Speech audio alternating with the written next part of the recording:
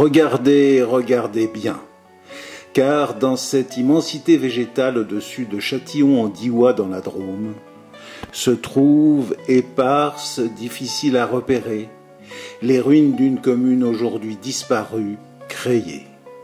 Elle était éclatée en 4 hameaux fort éloignés, Mainsac, l'Église, Serres et Réchasse. Là ont vécu des pauvres gens, loin de tout, se contentant de leur médiocre production agricole. Il y aura bientôt 1 siècle que les derniers sont partis. Mais heureusement, des habitants de la région ont abondamment fouillé les archives pour faire revivre la mémoire de cette population.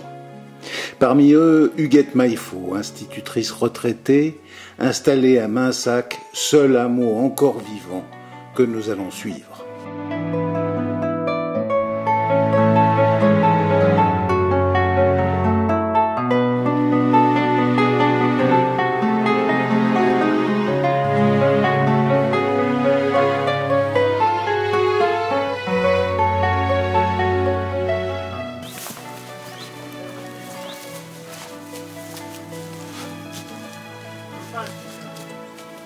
Les belles lauses là, qui protégeaient, qui servaient de toiture, tu vois, et on voit bien le fond. Ça, c'était donc le four à pain du village.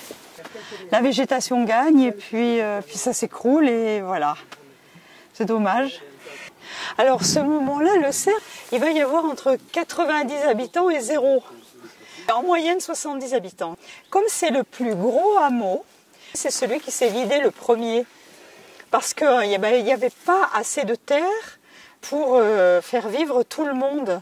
On vivait sur ce qu'il y avait, c'est l'agriculture vivrière. Si vous êtes 90, vous êtes beaucoup d'enfants, il va y avoir trop de monde. Du coup, eh bien, ils sont descendus les premiers parce qu'ils n'arrivaient plus à nourrir tout le monde. Donc c'est ce hameau-là qui s'est dépeuplé en premier. Vers quelle année à peu près? Eh bien, ça a commencé dans les années 1850. Et ça meurt doucement jusqu'en 1930. Il n'y a pas de baisse à la guerre de 14 comme certains villages. La guerre de 14, je n'ai trouvé que 3 morts du hameau de Crayé seulement. Donc sur une population entière de 250 habitants, 3 morts, c'est pas beaucoup. Et c'est pas la guerre de 14 qui a fait partir les gens, c'est pas les sangliers, c'est pas l'ONF. Parce que tout le monde dit c'est les sangliers. Oui, à la fin, les sangliers ont beaucoup mangé de choses et c'est devenu... il n'y avait plus assez de monde pour se défendre contre les sangliers. Donc, mais ce n'est pas eux qui ont fait partir. On a dit aussi que c'était l'ONF qui voulait absolument reforester la région à cause de l'érosion. Mais ici, il y a toujours eu de la forêt. Donc ma foi, c'était pas l'ONF a fini par racheter, mais c'est pas pour ça que le village s'est dépeuplé. Il s'est dépeuplé tout simplement parce qu'aussi les routes se faisaient, parce que l'industrialisation venait, parce que les jeunes et ce sont les jeunes qui sont partis pour avoir un salaire en ville. Donc ils sont descendus. Puis finalement les agriculteurs, il y a eu un système de chaises musicales. Les agriculteurs de Pont-de-Car sont partis à 10, ceux de Saint-Romain sont partis à Pont-de-Car, et ceux d'ici sont descendus, qui à Recoubeau, qui à Die, mais ils sont descendus, et pour finir, il n'y a eu plus personne ici. Le seul hameau qui restera et qui reste, c'est Mainsac.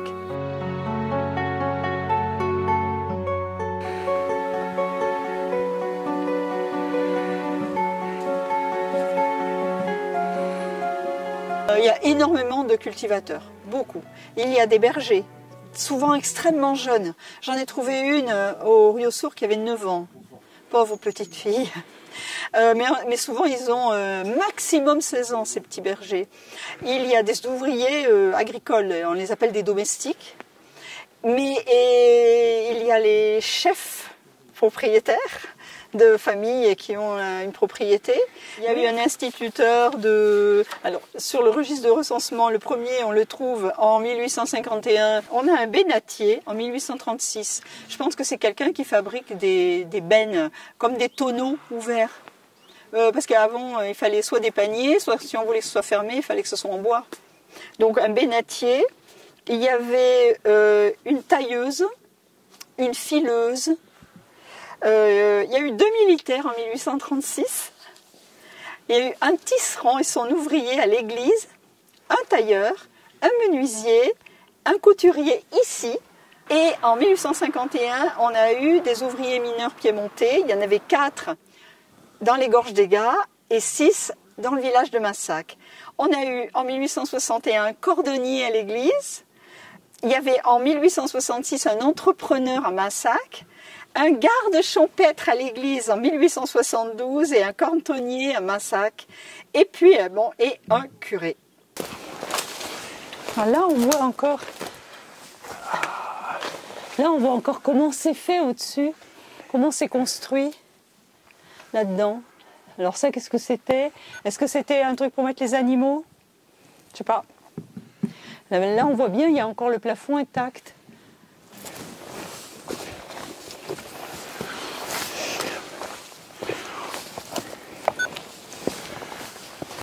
On peut voir l'épaisseur des murs. Et puis... on peut voir les fenêtres, hop, qui sont pas bien grandes, mais ici il y a le cadre en bois de la petite fenêtre. Donc à mon avis il y avait une vitre pour une si petite fenêtre. Et puis il y a une fenêtre au-dessus. Et là là on voit encore les gonds pour fermer les volets. Voilà, on vous suit. Donc là on est en haut du village, juste au-dessus des dernières maisons. Et là, on voit un mur en belle pierre et il est circulaire. Et là, nous trouvons ces plats. Et c'était l'aire de battage du village. Donc c'est ici qu'ils venaient battre. Ils avaient du froment. Ils avaient un peu d'orge, mais ils n'ont pas fait ça longtemps. Ils avaient du seigle. Donc ils venaient battre leurs céréales ici. Alors d'après mon beau-père, quand il battait, s'il y avait un animal qui traînait une pierre ronde derrière lui, et il ne fallait pas que l'animal fasse ses crottins dans le blé. Alors il y avait une dame qui a marché derrière la bête avec un panier pour récupérer le crottin avant qu'il tombe par terre. Alors, ça faisait beaucoup rire mon beau-père. Donc voilà, là on est dans l'aire de battage du village au-dessus.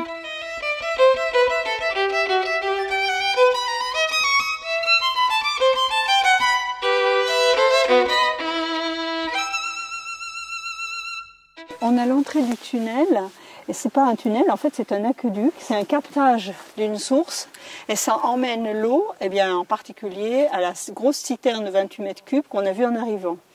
Donc là, on peut y aller, ça va, il faut éclairer parce qu'on n'y voit plus rien, et voilà, et j'y vais.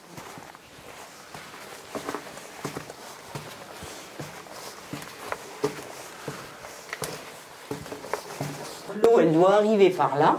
Tu vois, là ça vient là et ensuite. Ça glisse pas? Non, non, ça glisse pas. Là ça peut glisser peut-être, tu vois. Ça va même pas.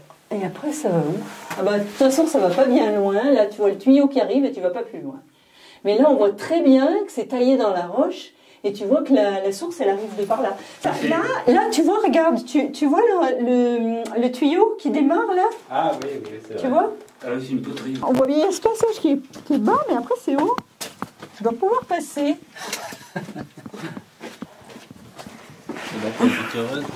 Je vais sortir ça, là.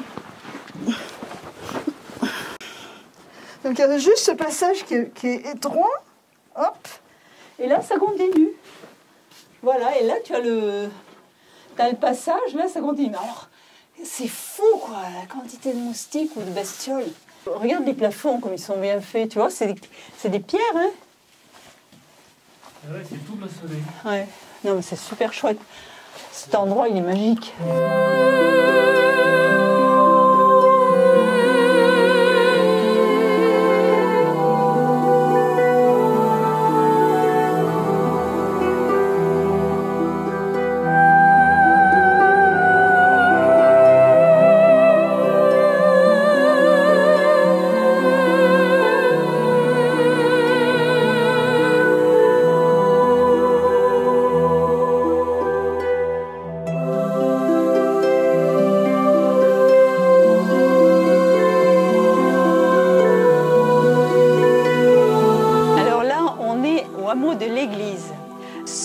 celui qui s'est appelé Crayé dans les temps anciens.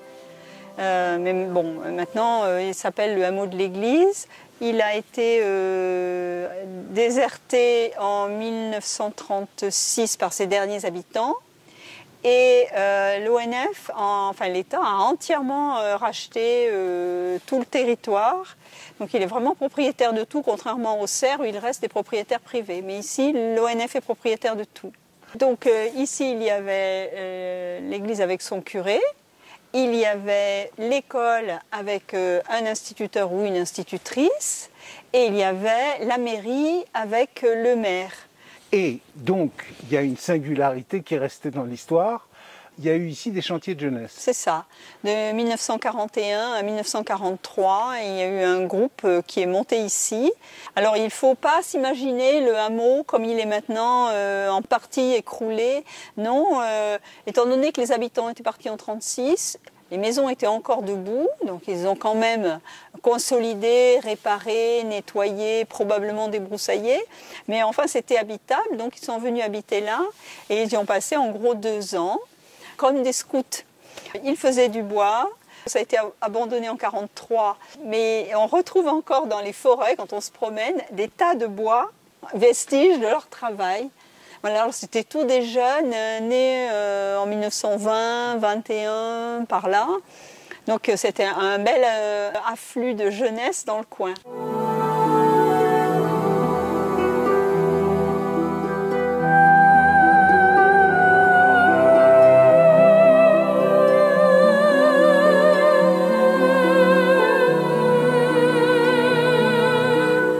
Et est-ce que les peintures que l'on peut voir, par exemple dans l'église, est-ce que c'est eux? Oui, c'est eux, bien sûr. Ils avaient peint dans l'église, ils avaient aussi peint dans une grande maison. Je pense que c'était une maison qui leur servait de maison commune. Et il y avait également des peintures, mais je crois bien que la maison commune, elle est écroulée. Mais là, il y en avait plein. Moi, j'ai connu le cimetière avec plein de tombes, là.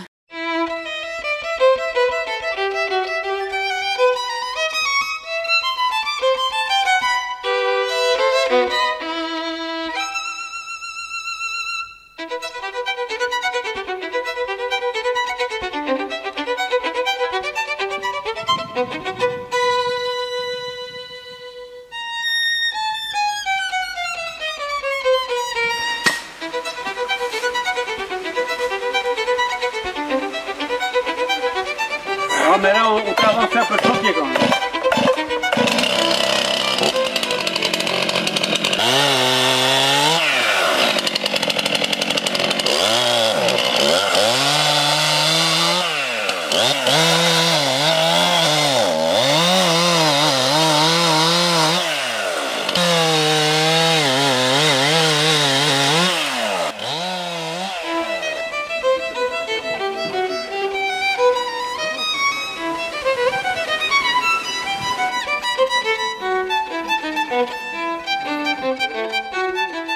Alors là, on est à Réchat, c'est le plus petit des hameaux de Crayé. Il est à l'époque où il y avait des habitants dans tous les hameaux. Celui-ci avait une quarantaine d'habitants. Il fait presque la moitié du Cerf. Mais c'est un hameau qui a eu de la chance parce que c'est le seul où il reste des maisons en bon état. Là, il y en a une, et là, il y en a une autre. Après, le reste est écroulé.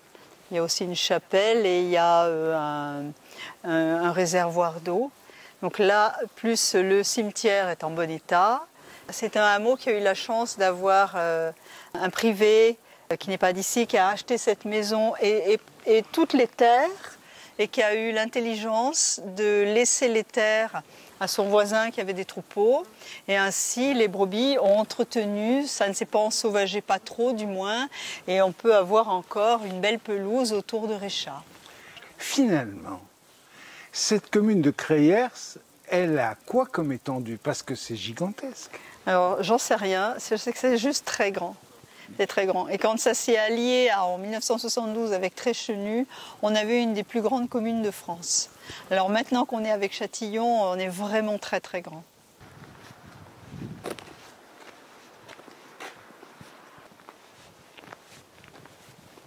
Là, on est au-dessus du four à pain. Et au-dessus du four à pain du village, c'est ici, là où il a mis ses affaires, c'est communal. Ici, ça appartient à un privé. Cependant, on a mis la cloche là. Cloche qui, bien sûr, était à l'origine à l'église. La cloche qui était dans le clocheton de l'église qu'on a vu tout à l'heure. Alors cette cloche, je ne me rappelle plus les dates. Bon, elle a été descendue quand l'église s'est vidée. En 1936, ils ont pris cette cloche et ils l'ont descendue. Il a fallu tout descendre, la mairie, l'école, et il n'y a plus eu d'église. Là, ça a carrément disparu. Les chantiers de jeunesse ont tout reconsolidé. On ne va pas dire rebâtir, c'est pas vrai, mais reconsolidé. Et quand ils ont eu tout consolidé et refait bien belle leur église, ils se sont dit, il faut qu'on récupère la cloche. La cloche est remontée. En 1943, les chantiers de jeunesse s'en vont, la cloche reste là-haut, et les habitants de Mainsac se disent quand même, il ne faut pas laisser cette cloche là-haut. Donc ils reprennent la cloche et ils la redescendent à Mainsac. Et là, l'école avait été construite, donc ils la mettent dans un coin par terre dans la mairie. Moi, quand je me suis mariée, j'ai connu cette cloche par terre. Et puis un jour, ils ont décidé de refaire un peu à l'identique le sommet de l'église et de sortir la cloche du bâtiment mairie et de la rependre là. Alors on peut très bien lire ce qu'il y a écrit sur la cloche. Je me nomme Marie Marcel, sans E, achetée par la commune de Crayé le 20 avril 1848. Mon parrain, monsieur Laurent Victor, maire. Ma marraine, madame Euphrosine Mounier. Monsieur Jourdan, curé. Voilà ce qu'il y a écrit là, c'est exactement ce qu'il y a. Donc on voit le tien monard, adjoint. Là on voit nom, Marie, Marcel, donc il faut faire le tour de la cloche pour lire tout ce que je viens de dire. Alors il y a une légende comme quoi une dame aurait donné un plat de pièces d'argent ou un plat d'argent pour le fondre dans cette cloche. Alors je penche fort pour madame Euphrosine Mounier qui avait 4 ou 5 domestiques qui visiblement c'était les riches de l'église. Ça ne serait pas étonnant que ce soit elle qui ait donné qui ait donné l'argent pour le fondre dans cette cloche. En haut c'est 1100 et ici c'est 600. 500 mètres de dénivelé entre les deux. Et c'est le seul hameau qui a résisté au temps, vraiment qui a été habité tout le temps, parce qu'il est à proximité de Châtillon. Même en étant, faisant partie de la commune de Crayé, il est tellement près de Châtillon que c'était facile de venir habiter là tout en travaillant là-bas.